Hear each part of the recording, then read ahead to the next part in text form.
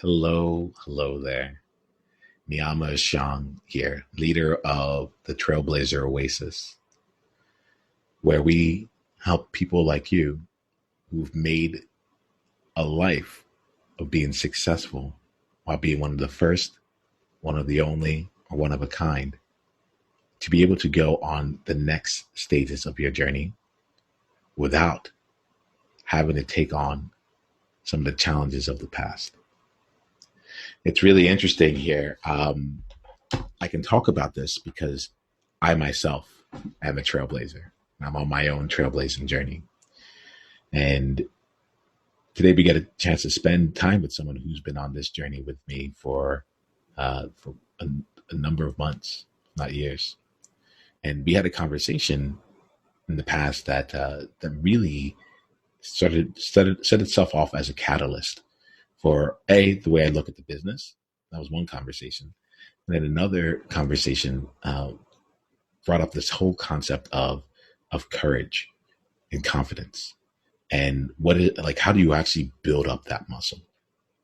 And so the idea here was like I was explaining I remember we were in our co-working space and we were sitting on the comfy chairs catching up, and as I was lounged out on one of the blue chairs there, I was explaining to her some of the things that I was really interested in doing, and some of the ways that I like to be, that I find like I consider my work. Right? It's one thing. We were talking about playing on the world stage, and going from the place of being a trailblazer to being a world changer. What did that actually mean? What does that actually mean to bring out your impact in a way that goes beyond you? And as we were talking, she came up with this idea. She's like, "Oh, it's kind of like a confidence gym. It's like you go and you spend time. People come in, they spend time with you, and it's like they do their workout, they do their repetitions, and they build their muscles in a way that allows them to then go back out into the world and play at a stronger level in whatever they're taking on." I loved it. I just felt really seen and really heard and understood in that moment. So that's where this whole concept of a courage gym came from. For me, I really believe that courage comes first and the confidence comes as a result of the ongoing use of courage. But this is everything we do in our space is to help you find different ways to step into your courage. I tell people who come on to get coached by me live that in simply accepting my invitation, they've already done their first rep in the courage gym, because not everyone will say yes to this opportunity. In fact, most people don't say yes. The number of no's I get around this is a high number. And for those that do say yes, just showing up here, choosing to be visible not just in terms of having the camera on, but choosing to be visible in terms of like what's real for them and to actually get support. It's something here that I don't take lightly. I don't take lightly at all. I really acknowledge everyone who chooses to be on here either through invitation or reaches out for an application to come in and participate. So I was asked before we got started here. Well, actually, before we go too far here, I want to bring in Stephanie into this conversation. Stephanie, I'm going to unmute you now. It is wonderful to have you out here and to have you join us here. I really do think very highly of you. I think that a lot of the development as to how I think about the business and how I'm choosing to operate has really come as a result of our conversation. So it makes me really thrilled to be able to be in this conversation with you. Thanks so much, Niyama. I'm so excited to be here, and I think it's a reflection of the power of what can happen when you bring people together intentionally. And I think that's a big part of my story and why I do what I do. So thank you. Thank you for the invitation. And thank you for allowing me to be part of this space. Yeah, absolutely. Absolutely. This is, the thing is like you accepted it, and that's it. I love being able to meet you as two people who are both just stepping into our power and playing from there. you had asked me before we got started, and I said I'll hit record around this. You had asked me some questions around like, why am I choosing this format, and how does this fit within the Courage Gym, and do I see it all going on from there? I want to share a little bit of that with you right now, and then I want to hear a little bit more about your story. And the reason I'm sharing this here is like, I find that at this point in the game, a lot of what's happened is I'm documenting my own journey as a trailblazer.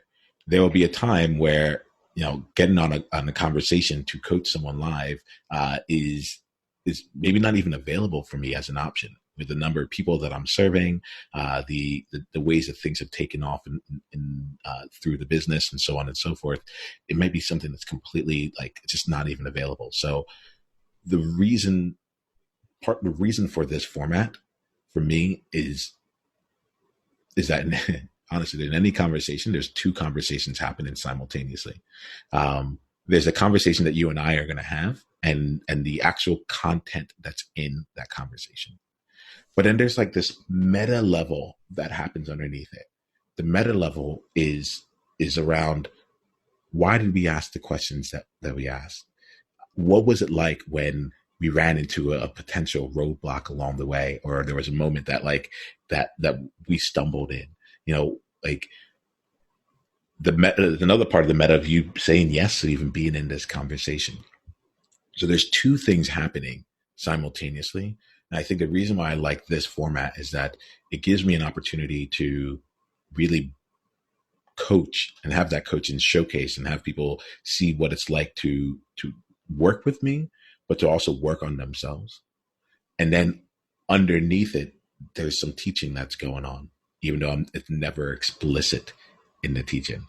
And if you're willing to pay attention to the meta level as well, there's other levels that are going on.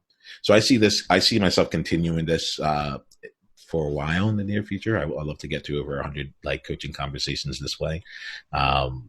It's easy to put together, and I can put a small group. So there's a lot of, I can iterate and learn as we go along too.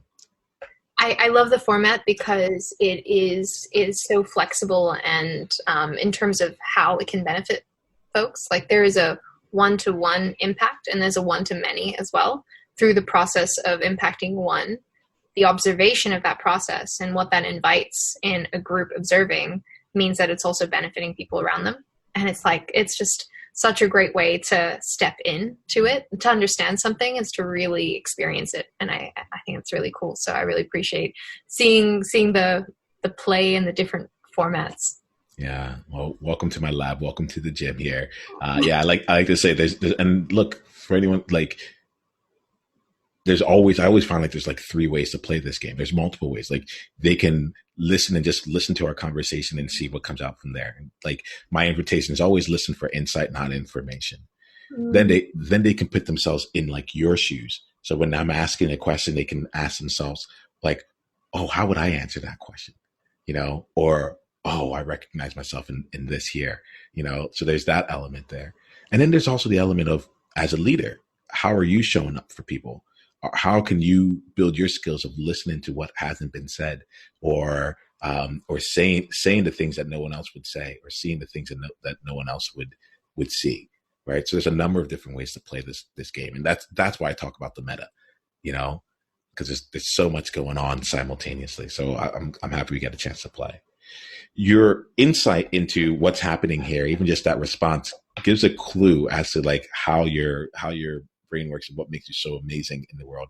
I love to like not have that be something that's subtly in our conversation, and instead give you an opportunity to share a little bit about yourself from the standpoint of what like most people might see on the outside. I really want to give us a chance. My invitation to you is to enter the brag zone.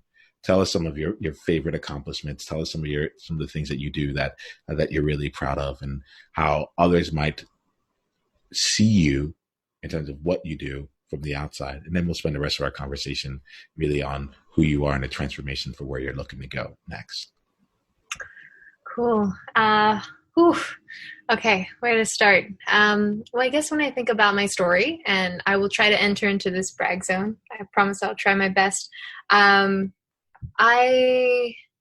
think for me, it comes back to, I was born and raised in Jakarta, Indonesia, and I've lived in many parts of the world since, and I consider myself very much like very much, and global citizen sounds really cliche, but I really do feel the boundaryless nature of my world. The world I operate in, and the world I'm curious about is not bound to the definitions of country and place. And I think that's actually one of the things I'm most proud of, like pushing myself to be in new environments and to really openly embrace the world around me. I think has shaped where I've entered into my career.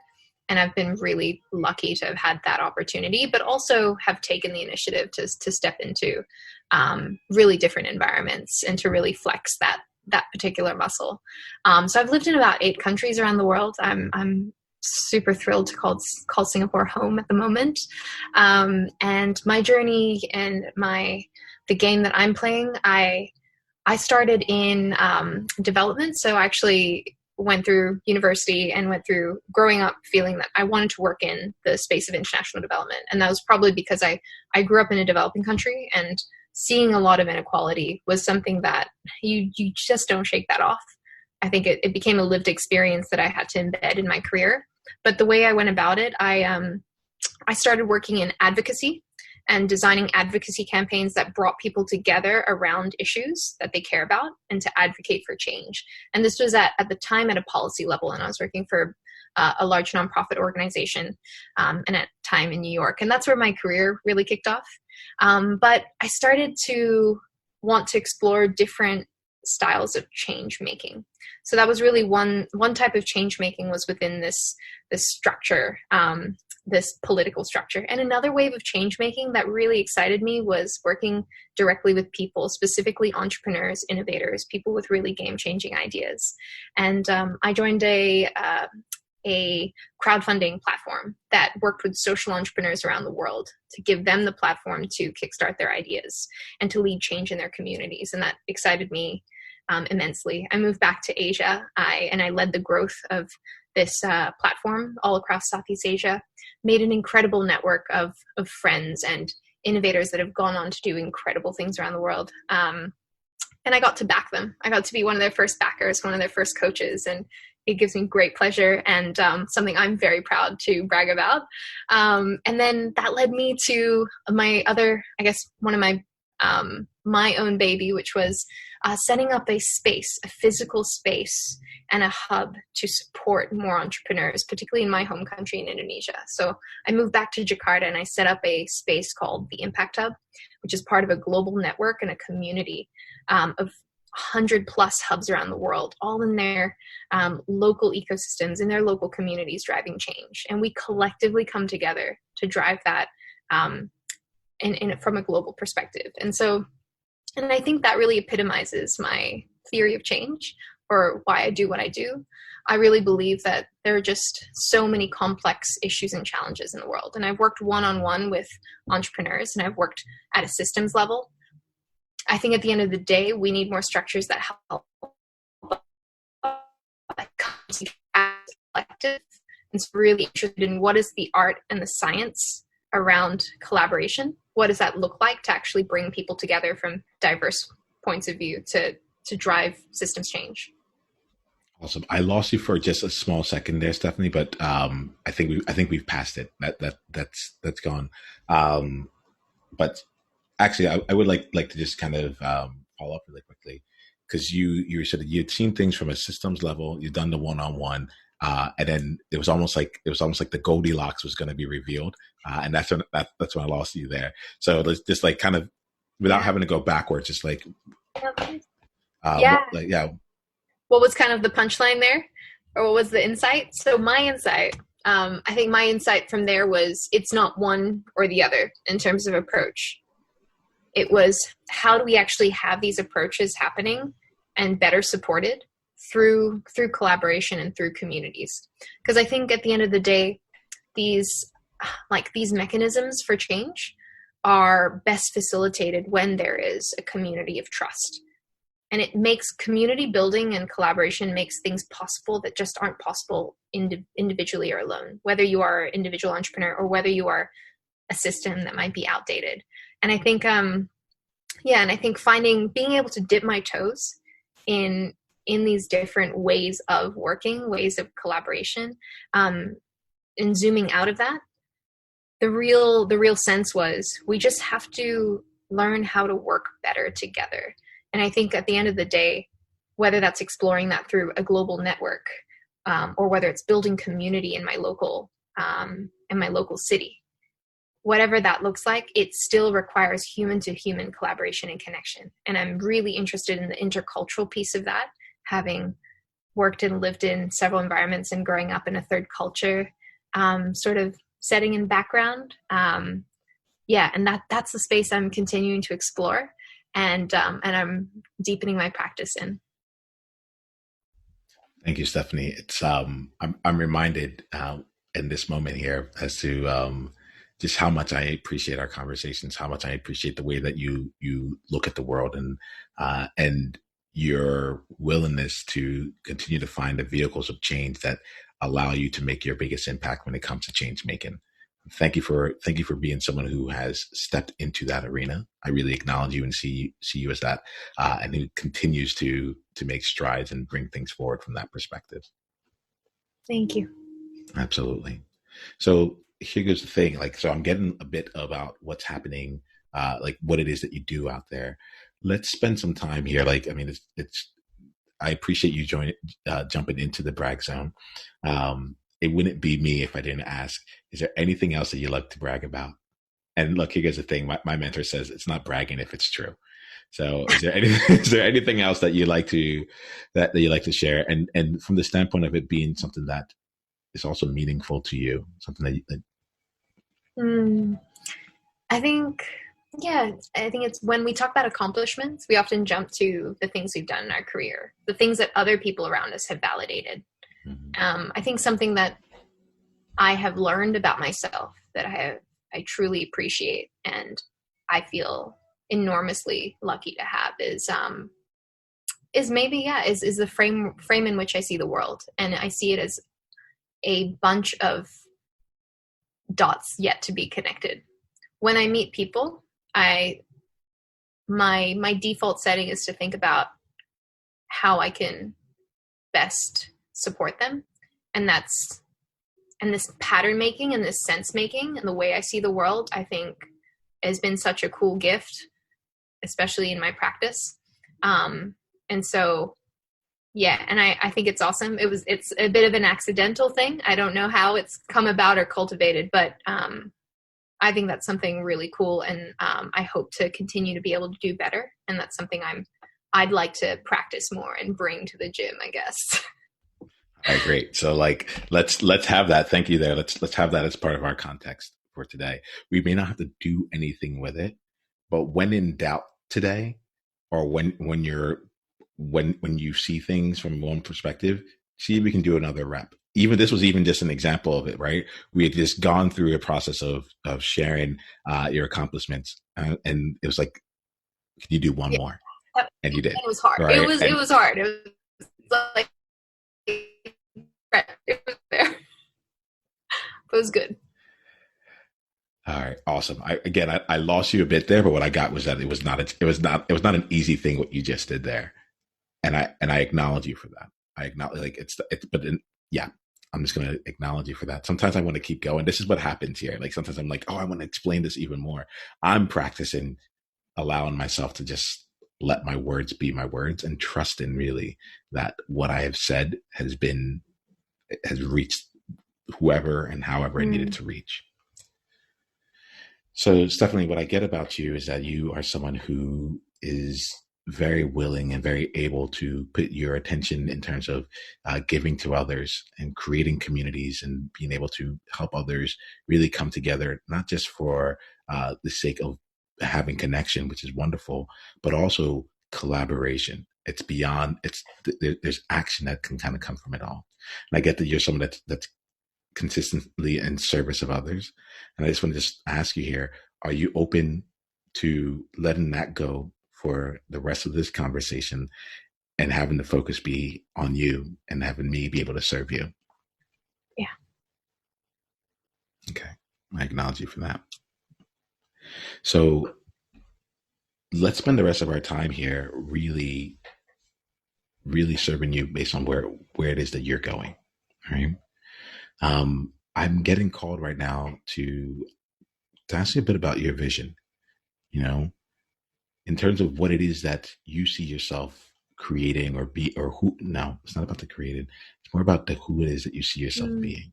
If you and I were gonna come together in 3 years time, and you were the person that, like, the leader, the person that you really know is playing the game that you want to be playing.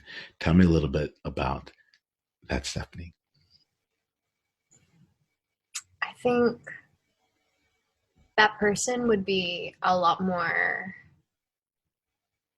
would be learning out loud. I think. I think one of the things I would like to work on is how do I learn in a way that brings others on the journey, in a way that helps me also build confidence in my practice and what I'm doing, but also brings people along in that experimentation. I think I've found it really challenging to find peers working in this space and who can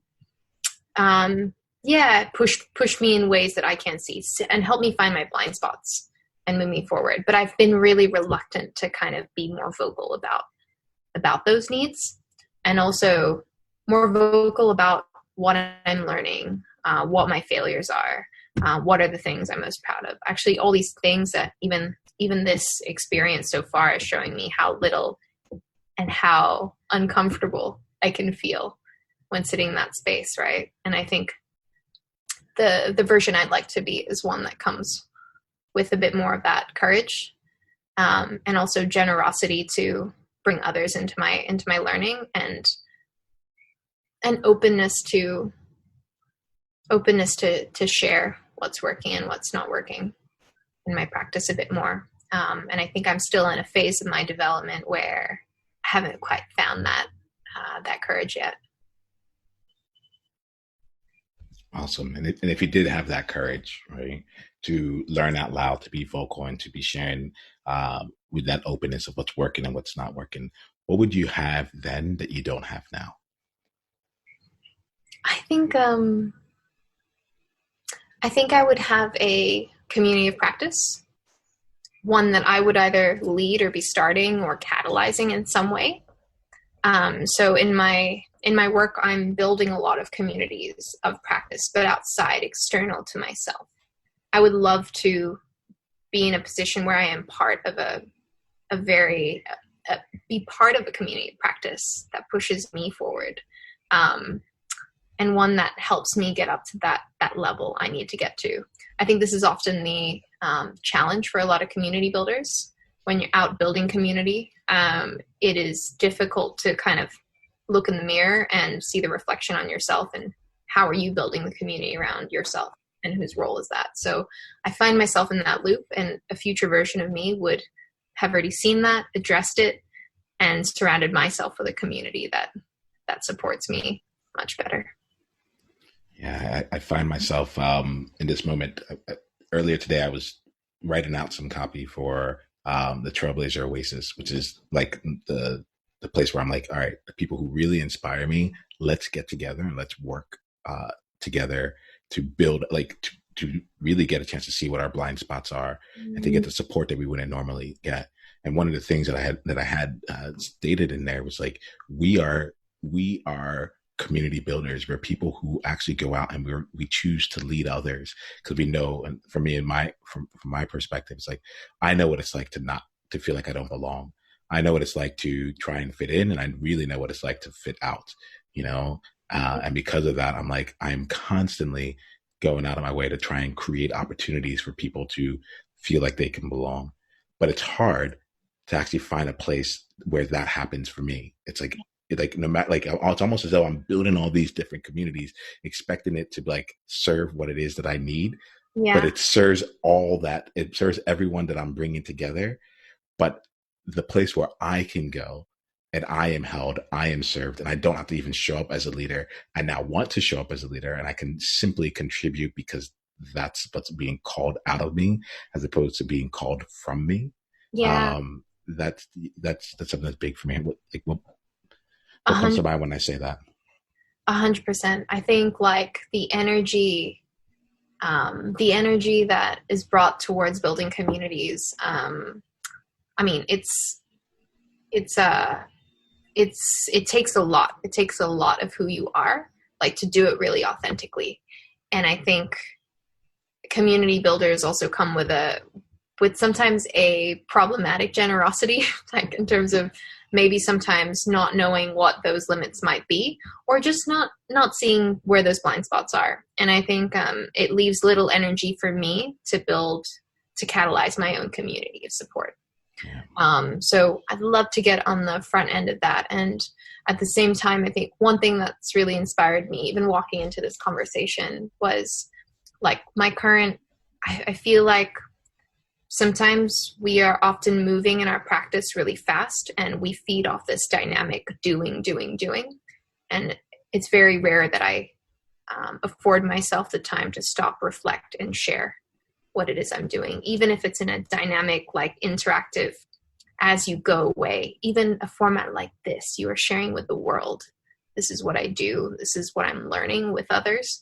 And I can't remember the last time I sat down, for example, to write a blog post or to record a podcast or a conversation, and to be generous in sharing the ways I'm learning with other people. And I'd love a future version of myself to be there. If you're down to play right now, would you be open to sharing one or two of your most recent insights in terms of some things that you're learning along your journey? Yeah, actually, sure. So I think one that's really top of mind for me, I just came back from New Zealand. I was there for about 2 weeks, and I was exploring this question: how can we be good ancestors, with an incredible group of people called the Inspiral community. And this Inspiral community is incredibly unique. It is sector agnostic. You have folks in there who are coders, developers, philosophers, artists, poets, social activists, business owners and entrepreneurs, who come with a heart for ways we can better work together and collaborate with each other. And it's almost like a collective that challenges the existing structures that bind us to things like traditional business or traditional freelancer. It's looking at all this gray space in between and going, are we limiting the ways that we could possibly be coming together as individuals and nurturing our unique strengths? So often within this community, like nodes will be created where you build things together, put it out in the world, and you come back, you experiment with something else, and you're not bound by organizational restrictions or restrictions around how you identify with a particular thing or place. And these folks come from all over the world. And every year they have a summer retreat. And so this was my first experience attending, but I've been following their learning and their research for some time. They published a book called Better Work Together, which I highly recommend. But that's helping me. It's challenging the way I see the world. It's challenging the way change I work with. And I'm so excited to bring some of that learning to the communities that I'm working with. Awesome. So I missed you just a bit there because it broke up again. But so the question I'll ask you here is, what is one insight that you'd like to share about that experience in this moment? The insight for me was a reminder that there are people experimenting with different ways of change making, and in ways that we may not recognize. I think we get very bound by the idea that it happens within individual leaders, organizational structures, or governments is my experience. And this experience really challenged the ways that we can do that, and an insight that there are humans who are experimenting with this right now, and the future could look really different if we started experimenting with this as well in our own lives, our communities, and our organizations. And there's very simple structures for it, similar to the liberating structures that I shared with you, Yama, before. So think about that, but take it many steps further into how you might hold an entire organization decision-making process and governance in a completely different way. So Thank you for that. I wanted to. There was an element of this here where it's like we're putting all like we're like I at some point I'll be able to share these insights out there, and it's like okay, or what would happen if we came from that person? If over Mm. the next three years, rather than getting to the point where you get there, you can just start from that place. I feel like I need to ask you this question here because I want to see what would really serve you. So like if this was going to be a life-changing conversation for you, not just like an intellectually like interesting one, but an actual life-changing conversation for you, what would we need to talk about that we might have missed?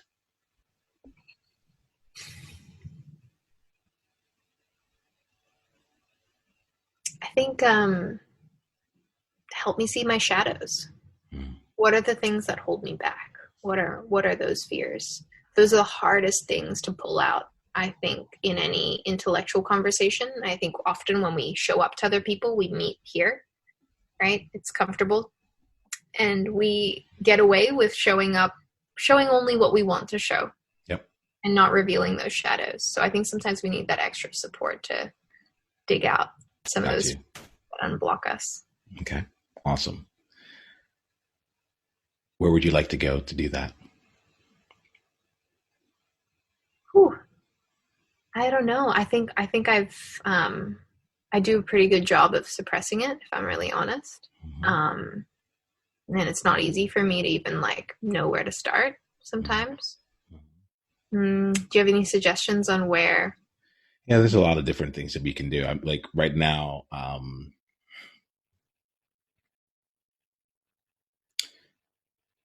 We're going to get to this here. So thank you. Now we have some context. We're going to play with it in a different way because it's a little bit difficult to go straight at it in this case here, right? Um, what's on your heart right now? If you had to breathe in really deeply to your heart and just like express like either yeah, I'm just curious, what's on your heart right now?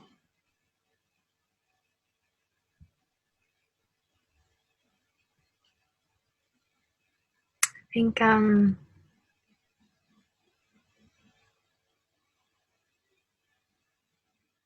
have a lot of. I'm thinking about how I can care for myself a bit better. I think I tend to focus on what I need to do more of, and I think sometimes, so just to work with an analogy of a gym, I think sometimes we walk into gyms feeling like there's so much to work on. Like we show up there because we know there's work to do. And sometimes the overwhelming sense of I'm at a starting point or I've come in here and, or maybe there's even shame. Maybe we walk in with shame because there's like, these are things I need to change or work on. And that can feel intimidating. So I'm sensing that, I'm feeling that for myself, that I'm feeling intimidated by the work I want to do on myself, the visions I have to do to get there. And then but I'm also feeling like myself, I'm catching myself and going, okay, well, let's start with care for yourself first. Like, let's love that person. Let's love the intention. Let's not get overwhelmed by it. Let's love the intention that you do want to step up into that space. And it's really, it's surprising. It's been a while since I've tested my vision for myself out loud and to think about where I want to go. Again, I think back to the theme of just moving fast in one place. That's where I've been sitting in. Yeah, I love it.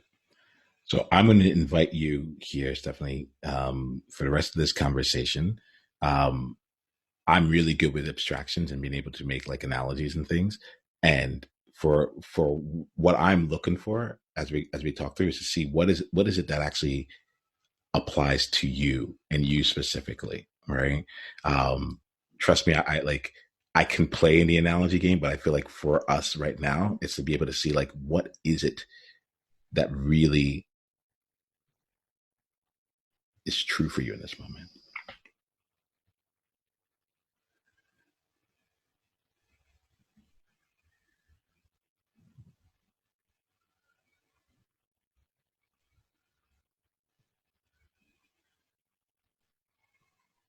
Yeah, I think back to what I was previously talking about, and if I take that a stretch further, I don't feel like I have the community of support I need Mm-hmm. Mm-hmm. in my practice, and my practice overlaps with like my personal values as well. So I think it's hand in hand. You know, so just taking quick note of that there, the community of practice and your own community of support there. You had said something, and it was just one word that you had said, but it feels like it also ties in with the care of self and such. And you talked about energy. He said, like, I don't have the energy to go off and actually build what it is that I want to build, to really Yeah. go out and do that here. Tell me more about energy in you right now. Yeah, I think that's, if I could zoom in, I think it's actually like my personal care and managing my energy. I think I'm trying to differentiate that from managing time. Managing time being really different to where we put our energy, and managing my energy has been incredibly challenging. I feel it pulled constantly into the communities I serve and very little left for myself, which directly contributes to how little I can spend on my own community practice, either finding, identifying those individuals, and also actively building it, even though it's a thing I really feel like I need right now. And I think I walked away from even that experience in New Zealand, realizing that I don't have that readily accessible. I had it for a period at a moment in time, but it's such a necessary support that I need in my life that I don't have right now. And the fear that I feel confronted by in that realization is very real for me. And Can I'm you tell not me? even sure where to start. Can you tell me a little bit more about that fear that you found in that realization? Yeah, I think the fear that I haven't been putting my energy where it needs to be for myself, and the fear that maybe I won't find the community I need. I haven't made those investments, so maybe I won't get there where I actually have a community of support that I know who they are, that I will be able to access them, and they will be available to me. I think it's an overwhelming prospect to start that from scratch. Um, yeah, so I think there was a in that realization itself.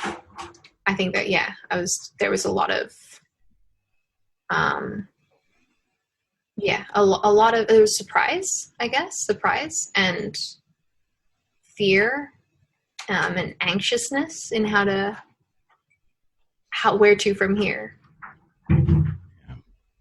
I'm just like, thank you here. Like, I'm almost like, I want to just like kind of look at this with you and just kind of like, just if I can, almost like stand side by side with you and just kind of look at what it is that you see, and almost like see the world through your lens for a little while.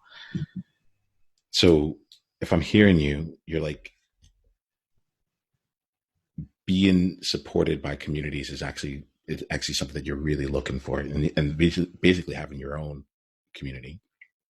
And there was a fear that you found in the realization that it wasn't there, and both surprise in there. And what I feel like I'm hearing from you is there's an element of like, now you have to go on and try and start this from scratch. Am I hearing that right?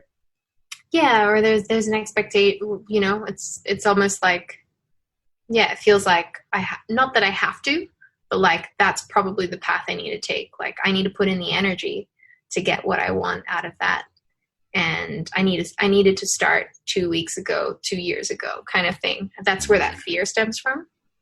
Is like, is it too late? And I know it's that's just a perception. It's perhaps not a real fear, but if you ask me honestly, that's how I feel. Yeah, I got you on that. I got you on that. The tell me a little bit about like the difference between like finding your community versus like building your community, because like, yeah, tell me a little bit about that as it applies to you. Yeah, and that's a great question, because I think the finding and building aspect, like I think it happens in both. I think in both ways. I think you have to build it in order to find it as well, and you need to be actively doing both and nurturing both ways. And this points to maybe a deeper sort of anxiety or fear around. I've been really nomadic for many years of my life, so there's been a lot of limitations on how I can build and or find my community, but most of all build. So it's been difficult for me to build my own communities because of that movement. So there's been a reluctance to even, and even when I'm in a position where I can, and I've been 2 years in Singapore now, I haven't. So there's like some kind of fear, whether it's through patterns or the past, that has stopped me from taking the actions I could have taken. And I wonder how much of that, yes, is the legacy of my identity. Like in terms of the legacy of an identity, I'm hearing you right here, Stephanie, and I'm like, honestly, I'm not sure how building a community is any different than what you have been doing thus far that has gotten you what you've gotten.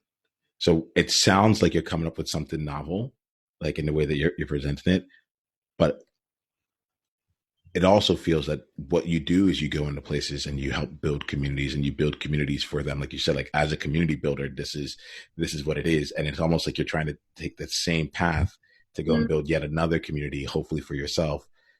But you talked about Impact Hub. You talked about all these other places that you've actually gone and built community for them. And it wasn't what you needed in that place there. So like, I want to call that out there. For me, as I'm sitting here looking at it, it feels like a path that you've already taken, which has led you to where you are right now. So I'd love to just get your thoughts on that. Yeah, and I think the nexus of that energy has been for other people and other communities to serve them, but it's never been. To be completely honest, I've never been intentional enough about what that needs to look like for me, like designing what that needs to look like for me, and actively going out and doing it. And there's a little bit of vulnerability in sharing that, right? I mean, I do this, I live and breathe this for others, and there's a little bit of vulnerability in going, I haven't really done that for myself. And there's a part of me that like, honestly, like I can feel myself like really caring. I'm like very interested. I'm like, okay, what do you need? Like, what's the personal care that you need? Let's talk about the energy. What's draining you of energy? What's not draining you of energy? Like, that's the path I really want to go down. But I feel that if I go down that path with you, it only comes from like the end of that path, no matter which way we start, is with you having to like cultivate a whole lot of energy to try and bring all these people together while you're living your own nomadic lifestyle, and like you're also figuring out different things around your practice and so on and so forth. And I'm almost like, in this case here, the question for me is not, it's more about like who do you know that can help you like fulfill this, to like fulfill what it is that you're looking for.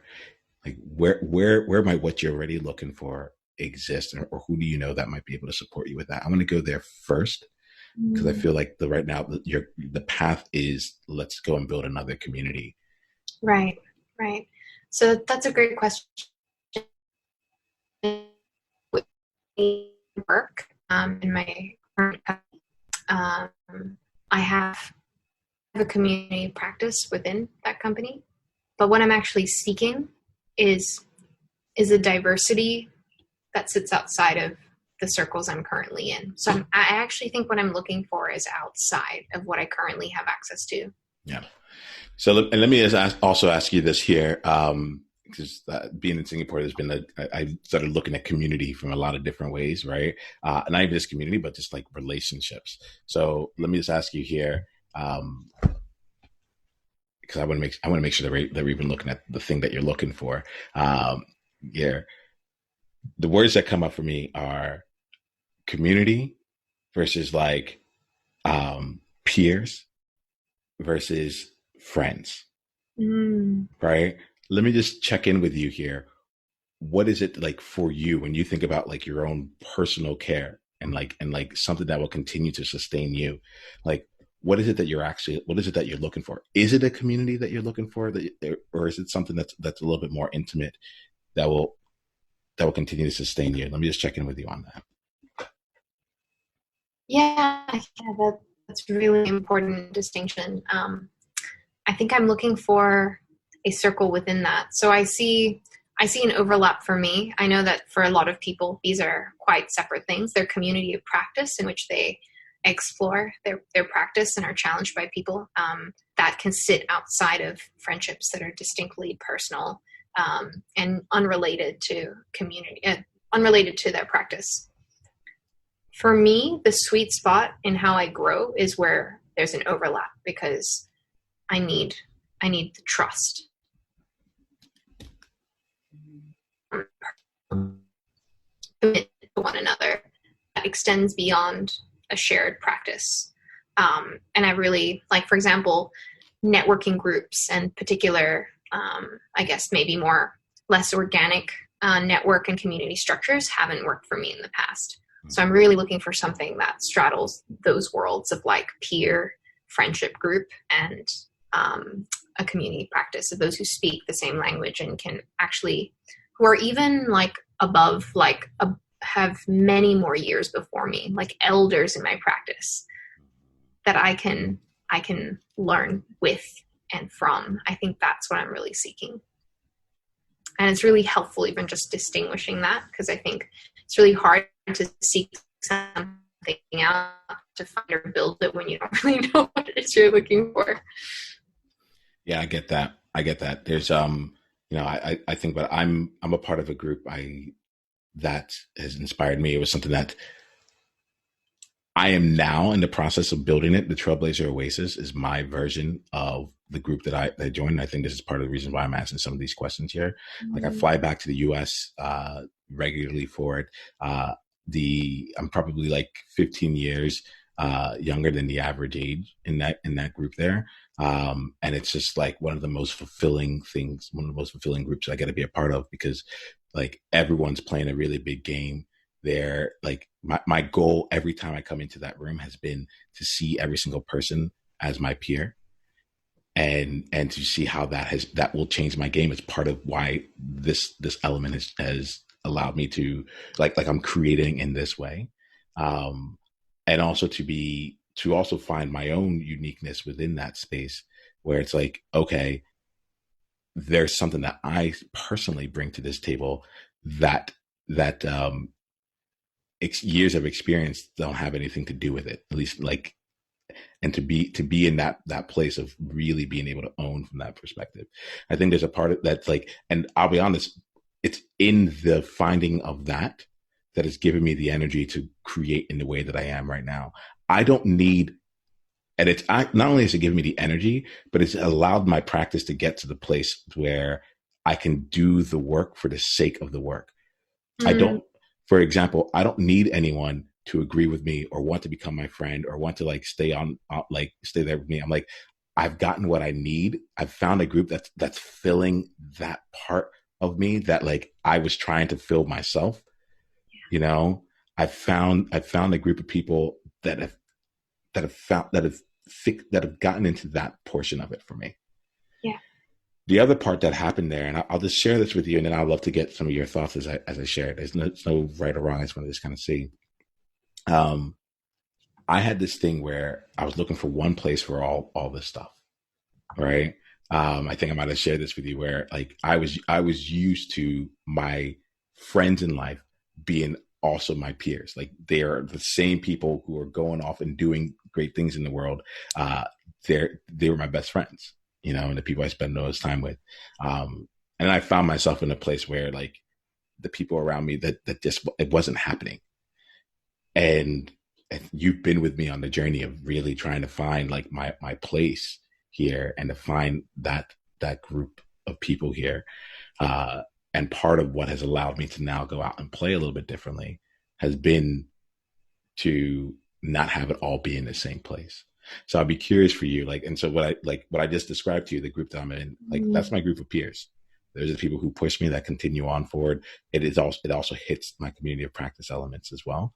And I'm just kind of curious for you, and just to have different ways of looking at this here. If there's any space in there for you around, I guess like at its core, what is it that you're desiring? I think that's really the question there. At the core, what is it that you desire? Yeah. And that's a really important point. And I think I've always assumed it's needed to be a certain structure, and there's needed to always be that overlap.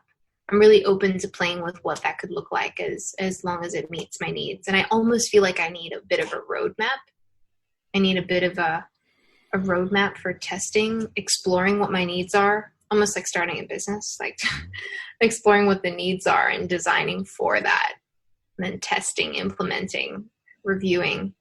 And I haven't gone through this structure, really intentionally putting energy into this. And I think I need to even go deeper in understanding what it is I need, deeper in understanding and testing what it is that I need. Yeah. I think about personal care there. I think that like, because I've been asking myself throughout this conversation, I'm like, what are we missing? And maybe I have a feeling that there's something along this part here, but without me going too much further down, let me just ask you, if we ended this conversation, it might sound really good. That's like, okay, I need to go off and like come up with my personal needs and make sure I understand that. And then I'll come out and I'll start testing it there. And we could have ended the conversation right here. We're going to be wrapping it up in overall, but we could have ended up the conversation right here. Mm-hmm. I don't need things to end up in a nice little bow though. Right. If we stop the conversation right here, just 5 minutes before we got to the real thing, what would we have missed, Stephanie?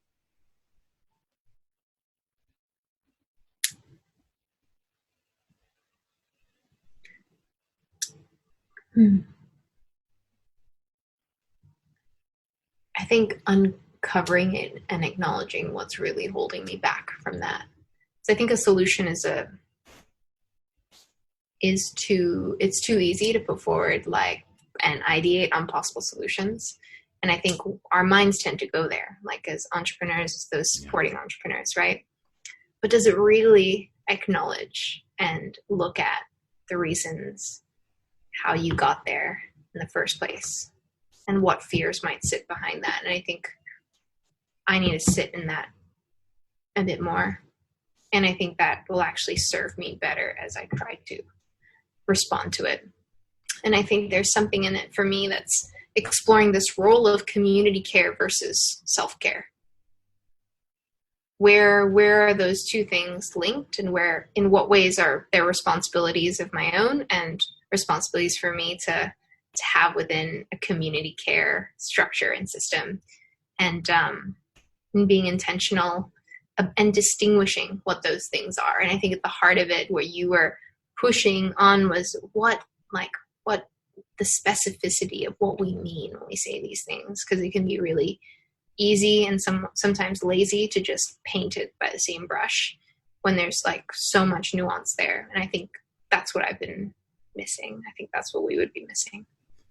Yeah, I think there's I feel like that feels like it's on, right? There's something underneath why is this so important to you? I find myself in this moment asking the question, are you good with being alone? I find myself there's I don't know if we're going to get to and this is the thing about some of the time that we have here. Firstly, I never need this thing to wrap up and look nice and pretty and all that. That's not it. What I wanted to do in this conversation was to spend some time seeing the world through how you saw it, because that's going to give me some information as to where it is that makes sense. As we wrap up here, I guess the question is, you think about this from a deeper perspective here, right? If you can imagine all the dots that are around your life, around these things here, right?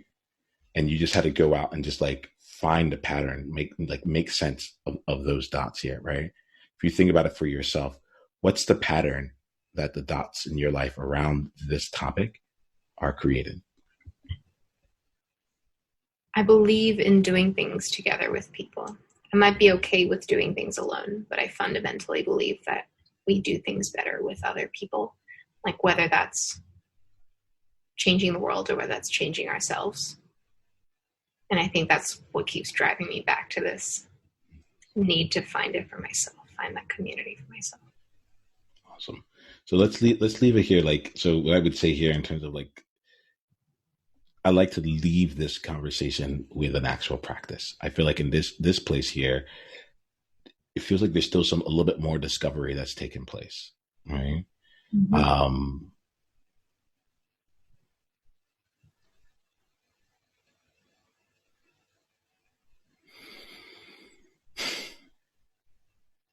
the discovery here feels like it's around what your needs actually are. And I think this is the practice that I will invite you to is a practice of speaking out what your needs are in all the situations where it doesn't seem like it would even make like need to be there. There's an element here of like, and this is why I think I moved this out of like the abstraction elements of it all. Third and second person are really great ways for us to ignore ourselves when we say things like oh, even just like when we all of a sudden it's like, okay, collect, like it isn't about me, or when like, when you think about it from this perspective, they're really like how do I say it, nuanced ways to keep ourselves from being able to really understand what's happening for us. So like I would look at that as like another part of the practice as you're trying to get deeper into it, as you're trying to like see like behind the blind spot there. Anytime that you move into a space of speaking either in the second person or in the plural, right? They, we, as people, as entrepreneurs, all those different things, anything that keeps it out of like, this is me in this conversation. This is how I feel. This is like my experience, my lived experience. I would invite you for the next 30 days that every time that comes up to take a pause and just to, firstly, to just acknowledge that it's happening, and then to make a choice to ask yourself, am I not giving myself the opportunity to see my own need and to speak myself as I really am into this room? Or am I trying to go around, or am I, yeah, I think you get the other side of the question there. Yeah, and I actually think it's you hit a nerve there, because I think I'm really, I default to that, and I think that has been the lack of community, or the lack of addressing my own needs, has been a direct result of me not being able to express my needs more directly. And I, as a community builder, will always revert to the collective. It's almost my language and my way of seeing the world. It is always in a collective sense I am experiencing the world. But that has harmed my ability, or taken away the energy from me to voice and back my own needs sometimes. So even I'm really curious to play with that, even like being more conscious of it and seeing how that can show up in my language and how I communicate. How does that change where the energy flows? The energy that I put back towards myself, for example. So I think that's a really tangible way I can start to explore that. And even just catching that, I think I just had a penny drop moment where I was like, oh wow, like that's the language I use out of comfort, out of safety, but also because it's how I see the world and what might happen if that changes. Where does energy shift? Does energy shift? Play with that. Play with that. And here's something I'll let you in. Like as you go on, you might actually see that more of your community is naturally building itself around you, because those people who are your people, they can actually understand that you are what you are representing. You are what you're saying. Like it just allows you to be far more present in there so that we can come find you. Like I think that's one area that was one part that we missed, where it's like you can build your community, you can go out and find other community, but like how are you showing up so that we can find you?